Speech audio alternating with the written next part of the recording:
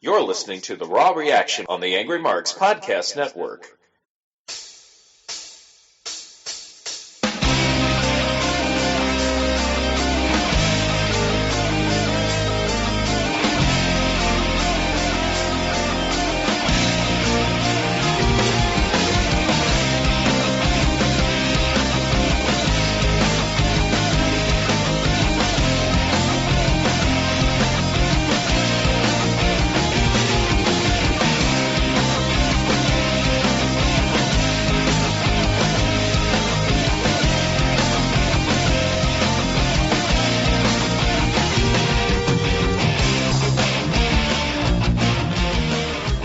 Guys here more dangerous to women than the Zika virus.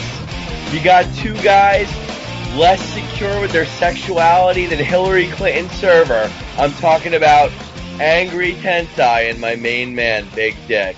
Big Dick, how you doing tonight, buddy? I have two words for my friend.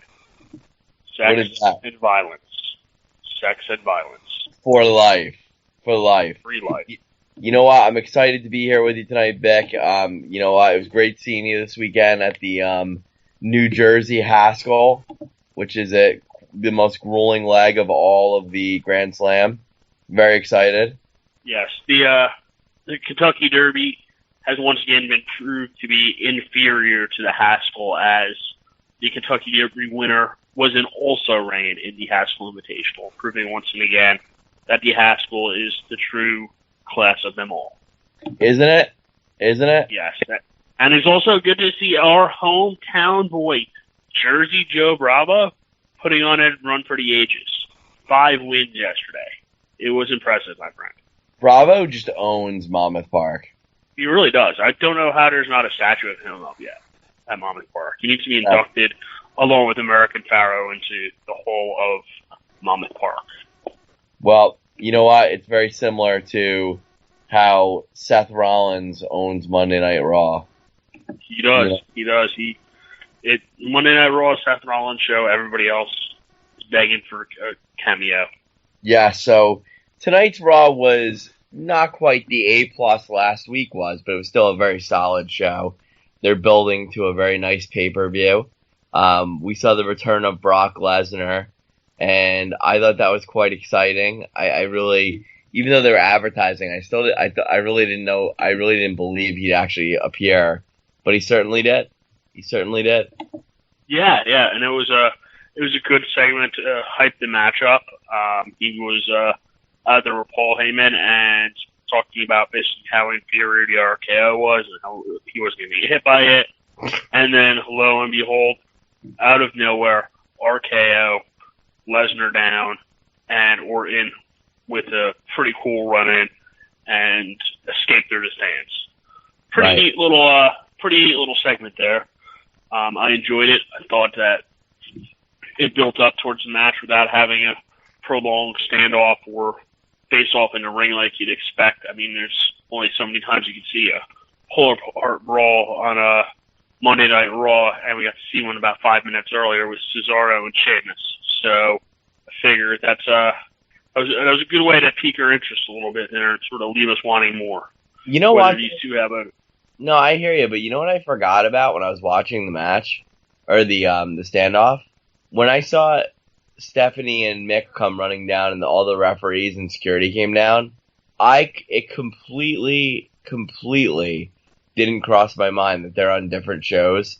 It shows you how poorly the brand split is perceived. To me, everybody's still on the same roster, and the way WWE is trying to make it is as if they're a different federation.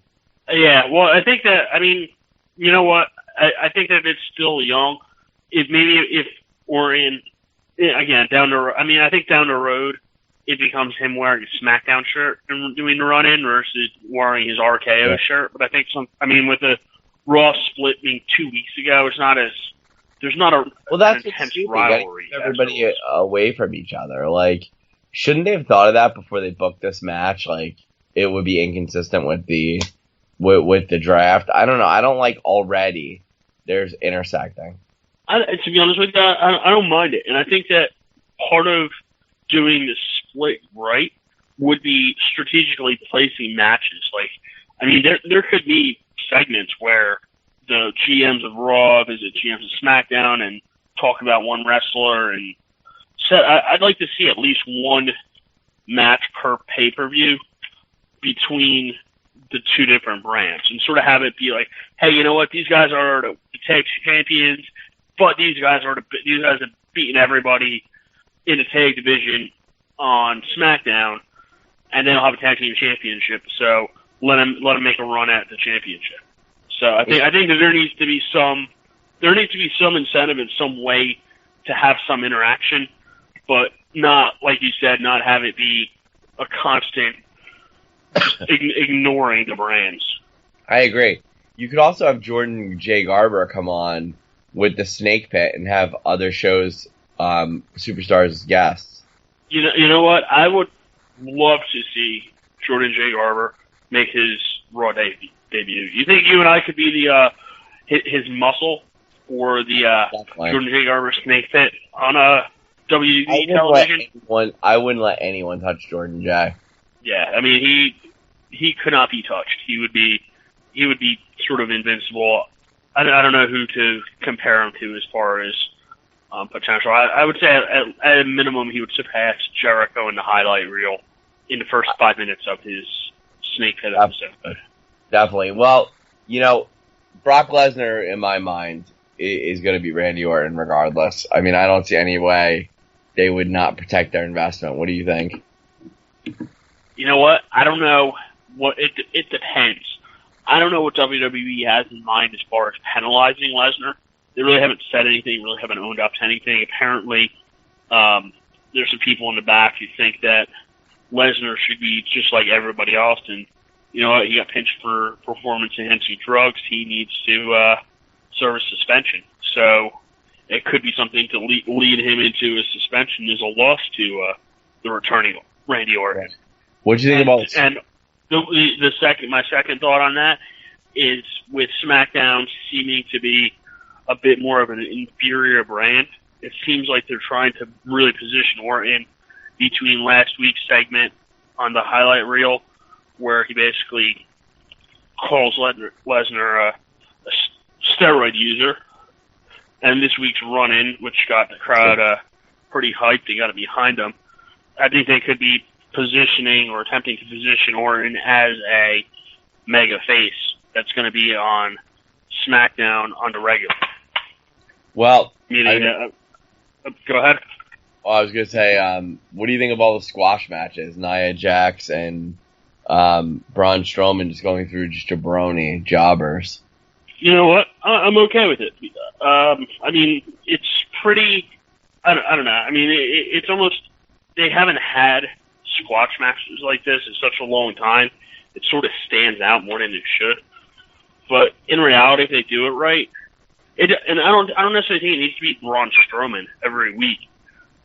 But I mean, like he doesn't need a month straight of squash matches. I mean, he could wrestle Heath Slater or Jinder Mahal or somebody like that and get over in a similar manner. But I think that it's a good way to sort of build up, like, hey, here's the next guy we're going to give a little bit of a push to. So have him do a squash match or two. We don't need a month straight of squash matches from Braun Strowman to get the idea that he's someone to be reckoned with. Do you know what Hell, he could beat Mark Henry and do more good for his image than a month of squash matches. You know, sex and violence for life. Dude, I heard it's a new tag team coming in. I am bumping all of his stuff up. I'm writing bump on all of his pictures to bump them all. Will people laugh at that, you think? Will people laugh? I don't know. It'd be pretty funny to see the reaction you get. Because there were like 50 comments on that picture. But do you think people will understand what bump means, right?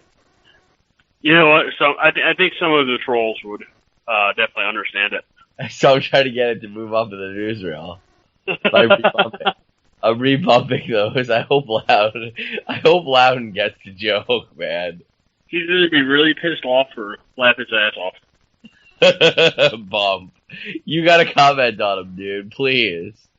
Will you comment? What if I comment now? Like, oh wow, thank you for bumping this picture. I didn't realize how great it was. there's the picture and the overall. Like, he's got comments on the picture and on the post. So you got to comment on both. I just bumped both up. So make sure you comment. I'm trying to think. Yeah, make sure you do. It's in Israel now that I bumped it. Other things to talk about. Rollins and Balor square off tonight, and Balor very, very confident about himself. He feels like he's going to win the Universal title. He accused Rollins of getting his title shot handed to him. Rollins did not appreciate that for sure. And if I was Rollins, I would have just said, you know what, was due a rematch. You know, I mean, that should have been his angle, but man, they are heated, man. It's going to be a great match between the two of these guys. But I do think Rollins is going to win. Yeah. You know what? I think Rollins. I don't know. I mean, I feel like they're just hot-shotting Balor so much here. I think Rollins wins, but I think I think this feud continues. The only way I could see Balor winning is if they do the double turn, which is possible because the fans like Rollins, and then Balor goes with the Bullet Club. That I could see happening. Yeah, that might be good. I mean, the Bullet Club, they haven't been strong as far as winning matches, but they've played the heel part very well the last couple weeks with New Day. So I think that they could do a Balor turn and have the Bullet Club help him win and get over on Rollins. But Rollins is such a good heel. I don't know. You got to comment on my bump and say we got to get this thing back in the newsreel. I think he'll appreciate that. But then, so that's the main post. But when you click on the picture itself, there's a whole nother set of like 60 comments. How fucking cool is that? I love it. Oh man, why do people do that and exploit themselves?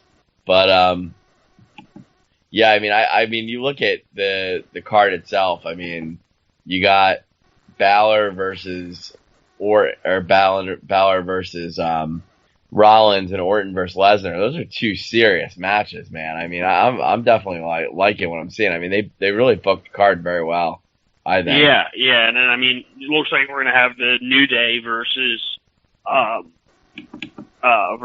Club, and I mean, and then we have Dean Ambrose versus Dolph Ziggler, which I don't know. I didn't see SmackDown this week, but I'm not really taking Dolph Ziggler as a serious title contender, considering the fact that I don't think he wrestled last pay-per-view.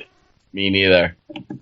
So I think this might be a bit of a cakewalk for Dean Ambrose. But I mean, it could lead to a Ambrose Rollins feud going into the fall, which I think would be some seriously great, some really good matches, and could probably extend even to SummerSlam, or not SummerSlam, Royal Rumble. I just commented back to you. It's a great pick. I love it. I hope he appreciates it. Dude, he's appreciating the Angry Tensai bump. People are gonna be like, "This thing is still around weeks later." He hasn't taken this down out of disgrace yet. He will take it down at some point. He's got to. I'll keep this thing going all year, man. Will it bump up though? You think? It bumped up on my feed. Anyway, it did? Yeah, that was the first thing that came up when I pulled up Facebook. That's awesome. That is awesome. I'm trying to think what else we got. You know what we have? You know what I like tonight? And this is what WWE's been trying to do for a long time. Get Roman Reigns cheers. And they finally did. With the Rusev, when he came out after Rusev again squashed Mark Henry for like the 20th time. They brought Reigns out to stare him down and hopefully set up a match at the pay-per-view. And you know what? I think this could be a feud that actually gets some people in Reigns' corner and maybe starts building him up into an actual face that people cheered for, which is a testament to how good Rusev is as a heel. Well, I mean, I was shocked Reigns came out to save Mark Henry. I mean, I am shocked they're going down this route. Reigns has definitely fallen out of the title picture for sure. I mean, he's now in the U.S. title feud. But I have to say, it is an intriguing matchup, don't you think? Yeah, I mean, I think it's going to be a good matchup, and I think it could last not just leading up to SummerSlam. I mean, this match could last till the next couple pay-per-views. Make it a bit of a journey for Roman Reigns to get the title. Will he take another fall though, Reigns? Like he just lost to Rollins or Ambrose. He could get some sort of a finish. He could get some sort of. You know what? I mean, I think if he beats Rusev at SummerSlam, I think he could have a long title run with the U.S. Championship, and I think they'd be the best thing possible for him. It would build him up. No, wait, Rollins beat him. Rollins pinned him at the pay-per-view 2 pay-per-views ago, and then Ambrose pinned him in the 6-way or the 3-way, and then he got beat by Balor. I mean, man, he's been taking falls left and right. Yeah, well, I mean, I think that he's sort of half getting punished for steroids, but I think that this could be the right. He loses to Rusev, they do a match at SummerSlam, but I think that this turns into a good feud. And I think WWE wants to, or would be smart to build this up because this is the first time in a long, long time I heard more cheers than boos for Reigns. Right. Well, I think people now, like, I read something funny on the internet. Somebody was like, the internet wrestling crowd, they want you to, they think you're getting screwed. They want you to get a title shot. And then you get a title shot, and then they turn on you and hate you and find somebody else. And I feel like with Reigns, now that he's in the U.S. title picture, they don't like it. What do you mean they don't like it? Because they know he's not, like, he shouldn't have fallen that far, you know? Oh, yeah. And I don't know. You know what? I think that, I think part of it is just Rusev has been a solid heel. I mean, he's not going to wrestle a 30-minute match necessarily, but no. He's been a good heel with promos with Lana, with Bulgaria, with Russia. He's been a solid heel, and he's continued to be a solid heel. And I think that more than anything is going to help Reigns, having a definitive heel going against Roman Reigns. So basically, they force the crowd to cheer for him. Right. So I think that that's a good move if they're going to try to build it. They want to continue to build him up as a face. And you know what? Maybe he continues to work as a face and chase the U.S. title and get the U.S. title. And then maybe for his next ascent up the totem pole for championship, maybe they turn him heel at some. Yeah, I mean, they don't up to his new thing. I don't know if they need to, but I'm with you. There's a lot of mobility and flexibility you have with him. How about Sasha Banks starting off the show? You know what? I like this. I like that they switched up a little bit. I mean, Sasha, she's immensely popular, and it's a big change. I mean, it's been over a year since Charlotte won the championship. So you know what? It's a good thing. It seemed to drag a little bit there at the beginning, but you know what? It's a change of pace from the usual either 30 figures or Seth Rollins, or really that's about it. That's the only thing that starts the show. Right. Well, it should be interesting all across the board. What else we got? I have a question for you, Corey Graves, and I know he's been announcing forever in NXT. I don't know. Maybe this is a bit conservative talking, but when you get tattoos like halfway up your neck and on your hands, you sort of, I give him mad props because you're sort of saying, hey, I'm going to be a wrestler announcer forever, or I'm sort of ready to screw myself over. You know what I'm saying? It's like jumping out of a plane without a parachute. You've committed to it. Well, he's a younger guy. He probably didn't give it thought when he started it all. You know? Yeah, but I mean, it's even today, it seems like, I mean, they're like up to his ear now. And I'm like, whoa. I mean, more power to him for doing it, but it's sort of like. I'm going to tell you something. Yeah. Forget him. I learned a lot about Heath Slater tonight. Why that? Because I think he's a very loyal person and he's very endearing. Because you know what? Although Mahal turned his back on him, he basically was offered a roster spot and he still wouldn't fight his friend. Yeah, and you know what? I like what they're doing here because they're having him, or it seems like they're going to have him show up on Raw and SmackDown a little bit, and he's not going anywhere. So he has his roster spot for the foreseeable future. So that's a good thing. But he's putting guys over. Yeah, for sure. I mean, I don't know. I feel like you should get like a Zack Ryder championship run, like a brief one. I love Slater. He's like literally one of the best guys on the mic in the whole federation. And they bring back Jinder Mahal. I don't like the distrust WWE has over their roster to have to bring back MVP, Jinder Mahal. Are they bringing back MVP? Yeah.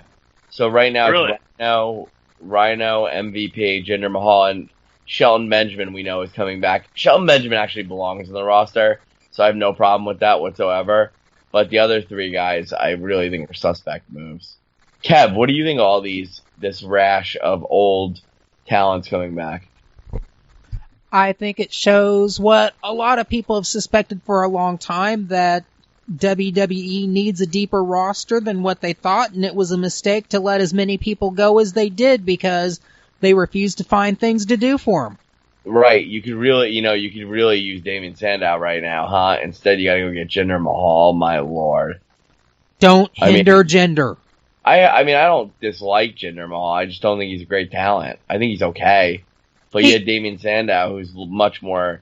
I agree. Cody Rhodes. I agree. You did Damien Sandow, Cody Rhodes, two guys you could have done infinitely different things with, or just say to them, "Hey, what would you like to do?" Sure, we'll give that a shot. What's wrong with that? Nothing.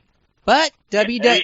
And those guys are more believable as winning than somebody like Rhino, who, you know what, they can set him up as a beast, but basically he's going to be a Mark Henry type guy, where he's going to be putting over younger talent. And I sort of get why they do that, though, because, I mean, Cody Rhodes and Sandow, I mean, I can't believe that WWE couldn't find something for Sandow. I mean, I think he should have been at least talked about as a There's more to that story. U.S. champ, Intercontinental champ. I mean, he could have been. He made good of so many shitty angles. It's almost like they tested him out with giving him shit angles and let him turn them to gold. There's more to that story. Oh yeah, I'm sure there is. But I mean, it's just amazing that they're bringing back some of these people, and like you said, I mean, just like Sandow and Cody Rhodes, right. And I mean, even Kurt Angle, bring him back. Well, I mean, I think it's a lot of distrust. I really do, to be honest with you. To me, no, I wouldn't even say that. I think that the one good thing about bringing these guys back is they're familiar faces, they're established stars, and basically they're going to be like the Mark Henrys and the Heath Slaters. They're going to be enhancement jobbers. So instead of having Michael Jonathan from Atlanta, Georgia, wrestling Braun Strowman, you have Rhino wrestling Braun Strowman. I guess you're right. That's a good point. Good point. Which will give him more, and you know what? Still use the enhancement talent, I think. Like maybe one person per show can wrestle enhancement talent. But then, I mean, you have you have Jinder Mahal wrestle him and put him over. I mean, if he beats him in 30 seconds, it makes him look really, really good. Right. So I sort of see what they're doing there. Like I don't see any of these new signings are going to be taking up the championship belt anytime soon. But I think they will be. They'll give the roster some depth, and not only for live television, but also on the road. I mean, you're not going to necessarily want to wrestle or have Seth Rollins wrestling every single night coming off of surgery. So it gives the roster a little bit more flexibility to have have a couple extra interchangeable pieces in there, especially for the house shows. Well, you know what? I'm optimistic about this pay-per-view, regardless of all the changes. Sasha Banks, well positioned, very well positioned. Charlotte, yeah. And you know what? I even like with this pay-per-view I like what they're doing with Enzo and Cass because you know what? Every match they have is going to be a tag team match. It's not going to be a great rivalry. So put them up against two established superstars in Kevin Owens and Chris Jericho, and let them show what they have. I mean, they don't have to win this match, but if they do, it's gonna further cement them as a solid tag team. Why did it allows? I was just gonna say why did the club lose today? I don't know, other than possibly to give them an excuse just to it sort of makes them look like banner guys if they lose and then they go jump them after the match and injure Big E by slamming his nuts against the thing. So I think it makes them more of a heel, and it could just be swapping or sort of a build up to the pay-per-view where the club wrestles for championships and eventually wins it. Right. Which I think would be a very smart move, because if the club isn't wrestling New Day or Enzo and Cass, they're basically going to become the shining stars if they don't have a title belt in the next month or two. The shining stars. The jewel of Puerto Rico. Well, it should be an interesting pay-per-view nonetheless. So the Charlotte match though, with Charlotte and Sasha, that was big. They were going at it. I don't like Enzo and Jericho getting involved, even if it's going to lead to a feud. I could have done without that. I hear what you're saying, but I like it because you have to have somebody else in that match. I mean, but that's the joke segment. It's more interesting. It was more interesting having those two involved in the match than having Becky Lynch and Paige involved in it too. So it sort of let it build up on this match coming up, and then it built up on the Kevin Owens and Chris Jericho matchup with Enzo and Cass. Right. Which up to that point there have been zero builds so far. Well, yeah, I don't know what else on the show was big. I'm trying to think what else was good. I like Darren Young and that actually Titus O'Neil. Piece. I am with you. I like that. Unfortunately, I think they're destined to be one of the three matches on the SummerSlam pre-show based on this development so far. But I like it. It was a newer, aggressive. It was sort of newer, aggressive both wrestlers. But I think Titus O'Neil would be much better served being heel, considering he's not getting over as a face. Yeah, he definitely pissed off Darren Young and Backlund with a handful of tights.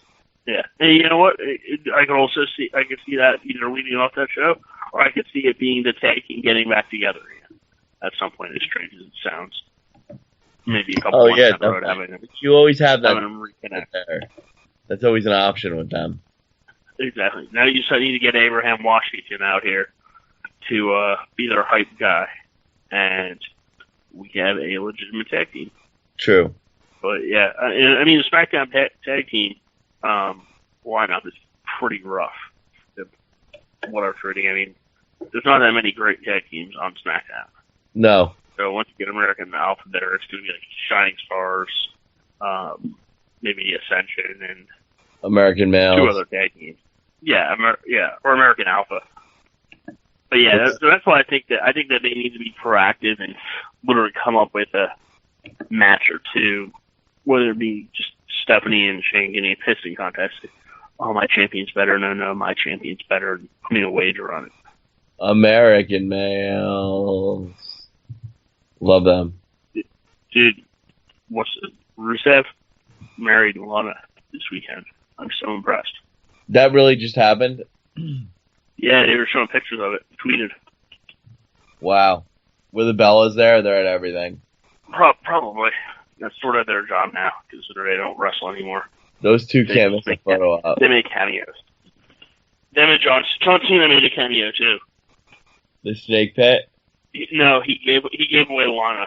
No, because he owned or actually The Rock gave away Lana. Because The Rock, prior to Rusev, The Rock owned Lana in so many different ways.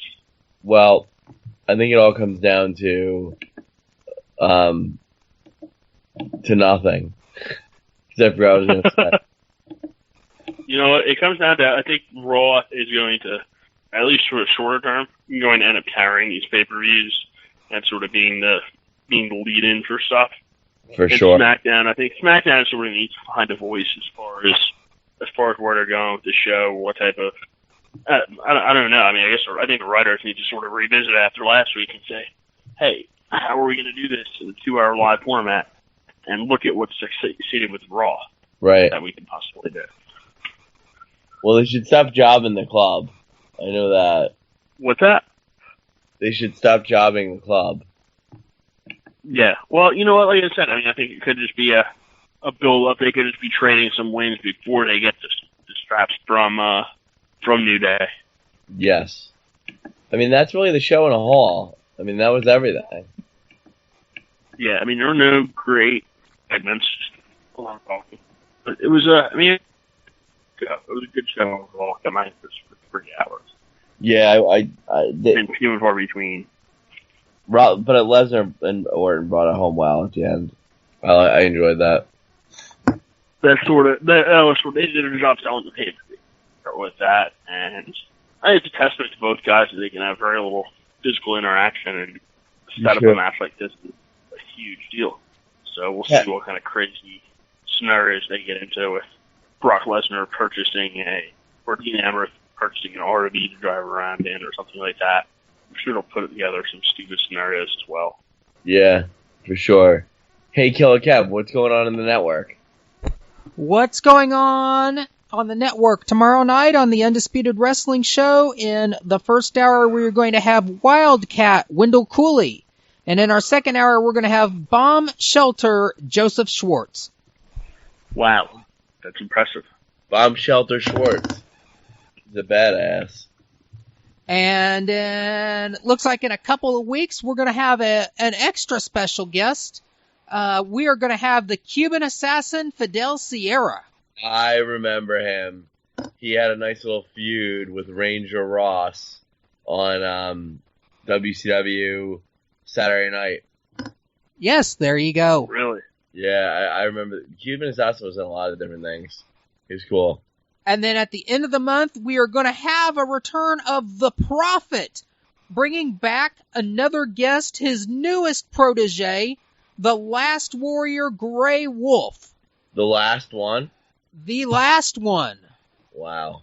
Hey, since I've got a second here, I'm wanting to make another appeal out to the Angry Marks community. Some of you may have heard my appeal from this past Thursday night, but in case you didn't, I'm going to throw this out here. And maybe you, Tenzai and Vic, can also help figure this out for us as well.